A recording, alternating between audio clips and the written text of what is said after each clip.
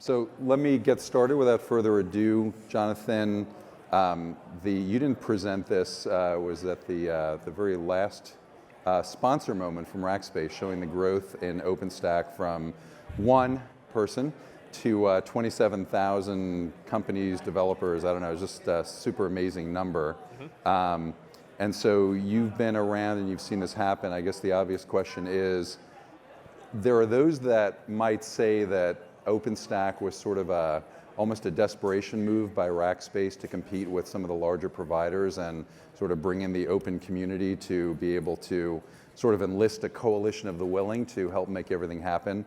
And a lot of people said this will never work because you've got all these companies and they're going to have differing agendas and they're really going to be in it more for themselves, and yet it would be easy to guess, having listened to the morning keynotes, if nothing else, that there's been a lot of progress. So where do things stand, and kind of, are you happy with where things are? Is it completely ready for prime time? I know you showed the sort of everything from Magnum to Swift in terms of adoption and maturity.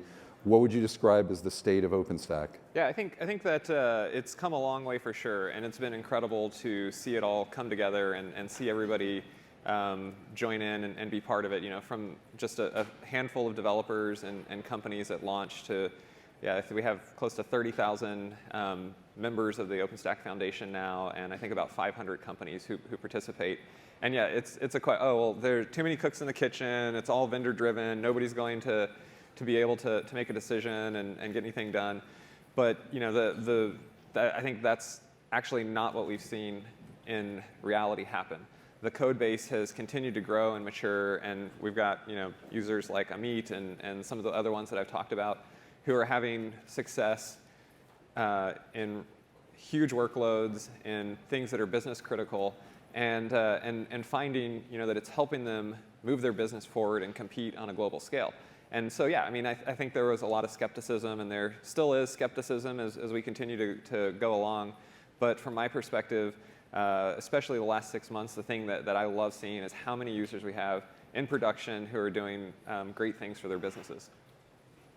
So, Amit, I'm going to come back to you, but while we have kind of the perspective of cloud service providers and private cloud enabling companies, Craig, maybe I can switch over to you real quick and just say, Google traditionally has been a kind of, and I don't mean this in a bad way at all, but the smartest kids on the block, and just pushing forward on all fronts, and really you could argue capable of doing things entirely themselves. And it seems like there's now a pivot more to open, almost from a corporate perspective, and certainly as regards what you're doing with Kubernetes. So can you describe kind of the strategy that Google has around cloud services and helping to actually work with private cloud, even though you could argue that that's not in its DNA? Yeah, I think it's a great observation. And I would say there's two things that I think are really relevant here. The first is that Google's come to recognize that open is a better way to build product and technology. We benefit tremendously from open source technologies. Most everything at Google is running on some variation of Linux. And we've come to admire the ability of the open source community to innovate and drive innovation. And so when I was looking at our next cloud product, I really felt that building it in the open would actually produce a better product. And that's certainly been true. By building a product in the open, you actually create very fast integration cycles. You bring in the perspective of customers who actually help you build the product. And you bring in the DNA of other companies. So, for instance, Google is not an enterprise company. We're working to become cognizant of what the enterprise needs and help enterprise move forwards. But Red Hat is. And so by working directly with Red Hat, and actually have Red Hat take ownership of the product as much as we have, it becomes a better product. So that's really important, is if you're not building in open source, you are at a competitive disadvantage to people who are. And that's the first truth. The second truth is that as Google is becoming focused on winning the enterprise to run our technologies, there is a reality of where the enterprise is. And you have to go and meet your customer where they are. I've spent a lot of time with C-level executives at big companies, and I haven't met one that was just like, you know what, I'm just going to throw away everything, I'm done, here's a big check. Most of them want to maintain some basic amount of on-premises footprint, and almost everyone wants to be in a multi-vendor relationship.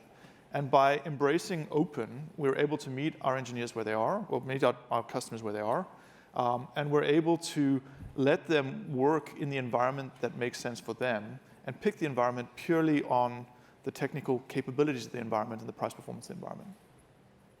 So is it swimming upstream a little bit, though, or do you think that this represents kind of your insights are being more broadly adopted in the company? I would say it's becoming pretty broadly adopted around cloud. Definitely it required a kind of a cognitive shift of how we thought about stuff, but it's been demonstrated to be an obviously better way to build technology. We've been humbled by the rate of adoption and interest in Kubernetes. We can see and feel how powerful that community has become, and it's given us just a lot of strength and uplift. And so we will replicate that model across most everything we do moving forwards. So just one other quick question. How long have you been at Google? 5 years. 5 years, okay. So kind of, because that brings up an interesting question because of the transitions from Forrester to Microsoft and Microsoft to Google. If you're with a company for 30 years, like certain people on this panel who shall remain nameless, namely me, were at one point, you obviously identify with that company and you want to, kind of put it, it's almost a self-fulfilling survivorship bias in the sense that, well, this is great, but you guys both made transitions. So James, you of all people, you analyzed every layer of the market across all vendors, including ones on other planets, and you selected Microsoft. So you probably have a lot of credibility talking about why Microsoft is the greatest, at least from your perspective. So do you care to kind of mix up the Microsoft and Forrester viewpoint and explain why you made the transition, and also kind of what your plans are with respect to OpenStack? Sure, absolutely. And pre-announce anything? Yeah, I mean, a lot of people ask the question why I moved, and it's for a lot of reasons that you probably can understand. The big changes that are happening in the market, as Craig talked about, that's the new normal.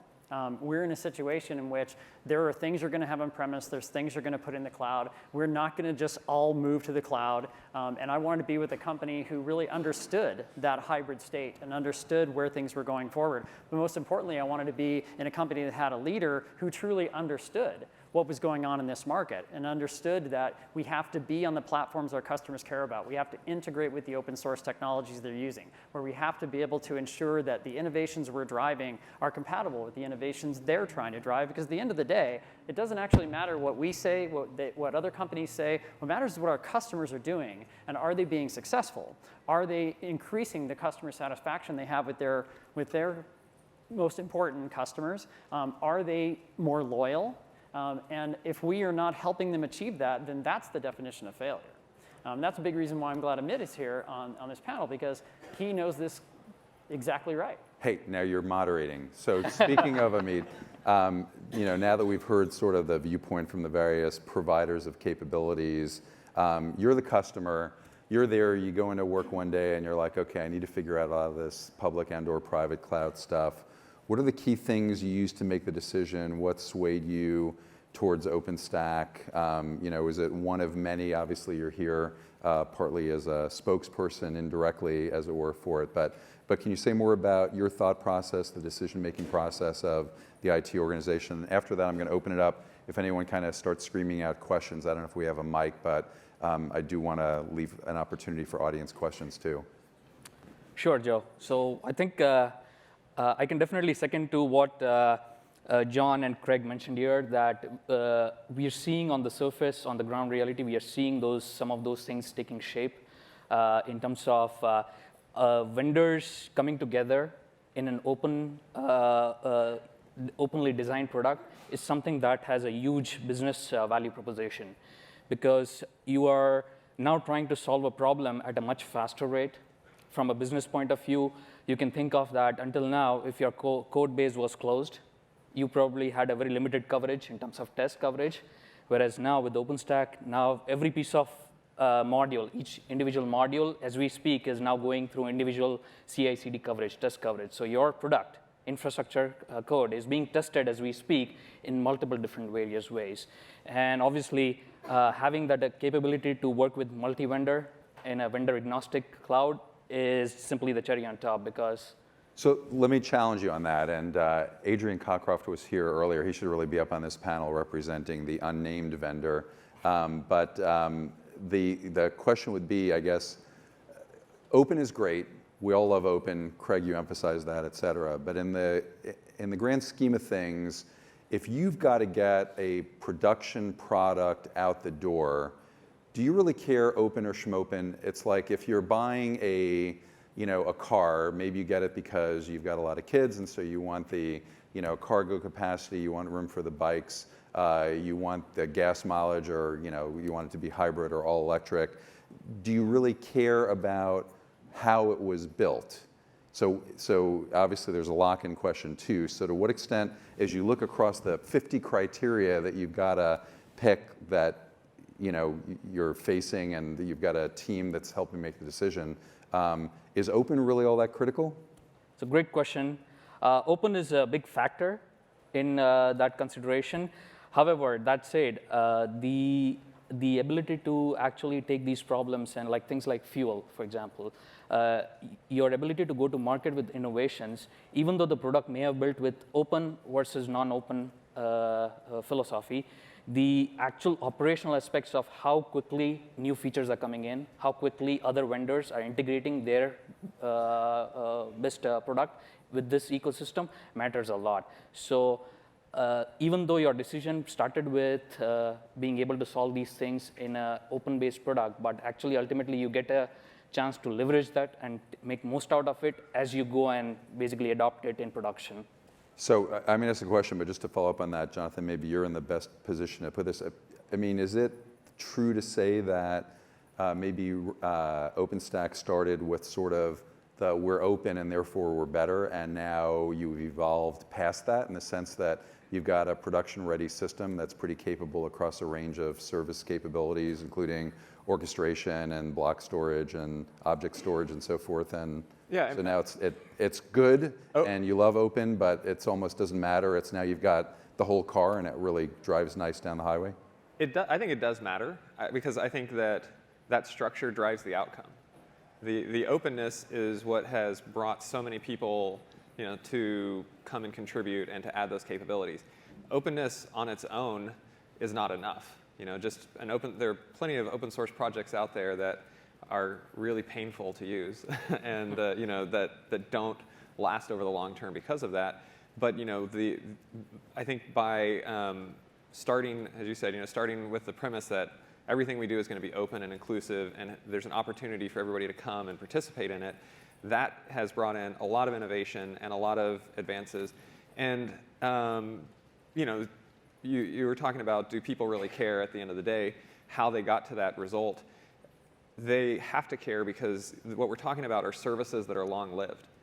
And so if they get to that result, and the only thing they care about is how fast they get to that result, but and that takes them 3 months or 6 months, they may have to support that for 3 years, 5 years, 6 years, and scale it out. And so getting to something that gives them options so that they can change the storage platform underneath, or combine public and private, or work with a different vendor, those become really, really critical over the lifetime that system, that application, that service is in operation. So you don't want to pull a Nirvanics in effect. So, So, okay, right, any exactly. questions?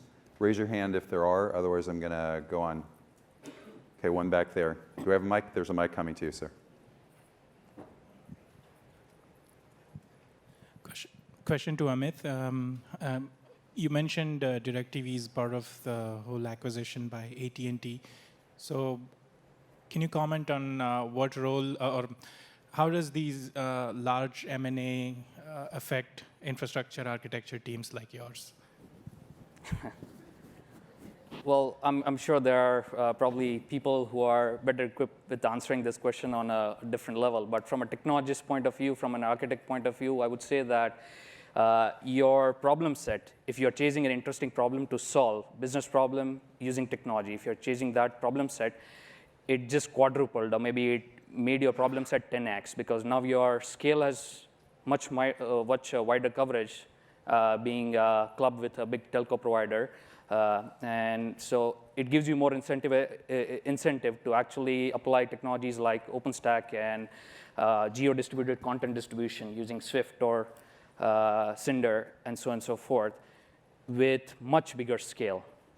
So. Okay, so one sort of maybe wrap-up question for the panel, given the heavy emphasis on containers. So, as you pointed out, Craig, not that long ago, nobody had really given a second thought at containers, and then Solomon comes along, and Docker is on everyone's minds, and now it's obviously very hot with integration efforts underway here.